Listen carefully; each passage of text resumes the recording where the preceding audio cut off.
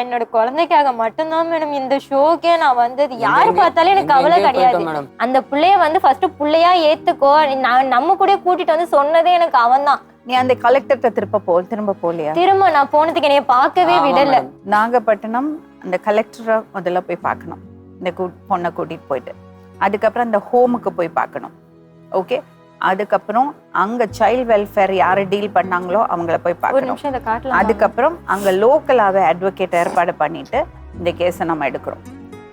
Okay, ஹோம்ல அவங்க பேர் யாருமா? ஹோம்ல உள்ளவங்க பேர்லாம் தெரியாது, ஆனா ஃபோன் நம்பர் மட்டும் வச்சிருக்கேன். ஹோம்ல உள்ளவங்க கிடையாது, அவங்க வந்து அங்கேயே வேலை பாக்குறவங்க. அந்த CWCன்னு சொல்லுவாங்க, அதுல வேலை பாக்குறவங்க. உங்க குழந்தை பேர் என்னதுமா? தீக்ஷன்.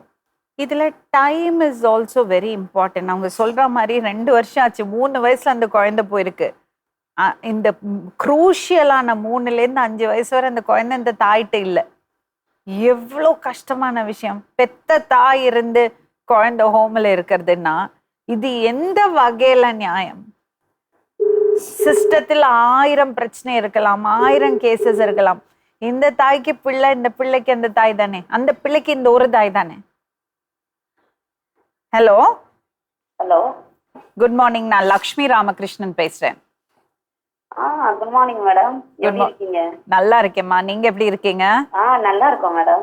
அம்மா, தீக்ஷன் அந்த குழந்தையோட விஷயமா நான் உங்களை கூப்பிடுறேம்மா. சொல்லுங்க மேடம். அந்த குழந்தையோட அம்மா இங்க வந்திருக்காங்க. Okay madam. இந்த கேஸ் நீங்க டீல் பண்ணிட்டு இருக்கீங்கன்னு எனக்கு தெரியும். இப்போ எனக்கு 2-3 சின்ன கிளாரிஃபிகேஷன்ஸ் இருக்கு மேடம். அந்த குழந்தைக்கு அம்மா இருக்கும்போது அவங்களுக்கு தெரியாம அவங்கள்ட்ட இருந்து குழந்தைய தூக்கிட்டு போய் இப்படி ஹோம்ல வந்து சேர்த்திருக்காங்க இல்லையா? ஆக்சுவலி மேடம், இந்த இது வந்து நம்ம நாகப்பட்டினம் கலெக்டர் சார் வரைக்கும் இந்த இஷ்யூ போயிடுச்சு. என்னன்னா, இப்ப நாங்க சைல்டு வெல்ஃபேர் கமிட்டி, சரி, எங்க கிட்ட நாங்க அன்னை சத்யா கவர்மெண்ட் ஹோம் இருக்குல்ல, அதுல ஒரு டிஸ்ட்ரிக்ட்லயும் கவர்மெண்ட் ஹோம் இருக்கும். அந்த மாதிரி அன்னை சத்யால அவங்க அப்பா தான் அந்த குழந்தைய கொண்டு வந்து சேர்க்கிறாரு நம்ம கிட்ட. நாங்க வந்து பேரண்ட்ஸ் இல்லாத குழந்தைங்க, பேரண்ட்ஸ் இருந்தும் கைவிடப்பட்ட குழந்தைங்க, ஆதரவு இல்லாதவங்க, இந்த மாதிரி உள்ள குழந்தைங்களுக்காக தான் செயல்படுறோம். நம்ம வந்து கேர் அண்ட் ப்ரொடக்ஷன் தேவைப்படுற குழந்தைங்களுக்கு ஆர்டர் போடுறோம். அப்படி இருக்கும் பொழுது இந்த குழந்தைய அவரு அம்மா இல்ல, அம்மா வேற மேரேஜ் பண்ணிட்டு போயிட்டாங்க, என்னோட குழந்தைய என்னால தனியா சிங்கிள் ஃபாதரா இருந்து வளர்க்க முடியல, நான் போட்டுக்கு போயிட்டு இருக்கேன்.